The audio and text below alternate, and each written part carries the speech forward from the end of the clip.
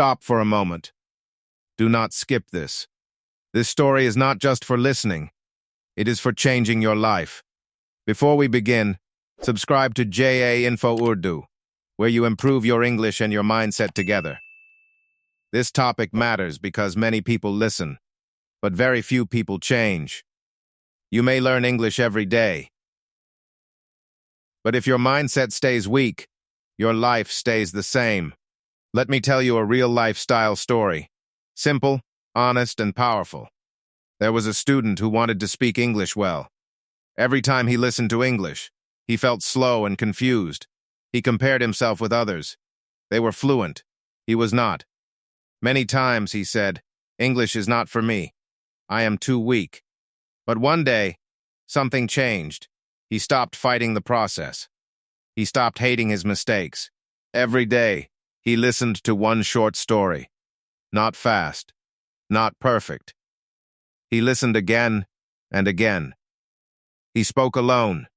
He failed, silently. Months passed. No one noticed. But inside him, something was growing. One day he spoke in English. His voice was calm, his words were clear. He did not become perfect, but he became confident. Here is the lesson you must understand. Growth is slow, but quitting is fast.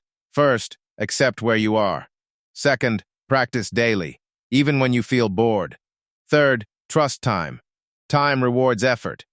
Now your mindset must shift. Believe that learning is possible. Even if it feels hard now, take action every day. Listening is action. Repeating is action. And stay disciplined. Motivation will leave you.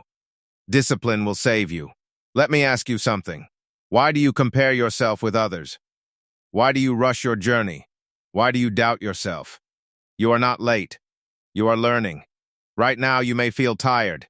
You may feel slow. But slow progress is still progress. Keep listening. Keep trying.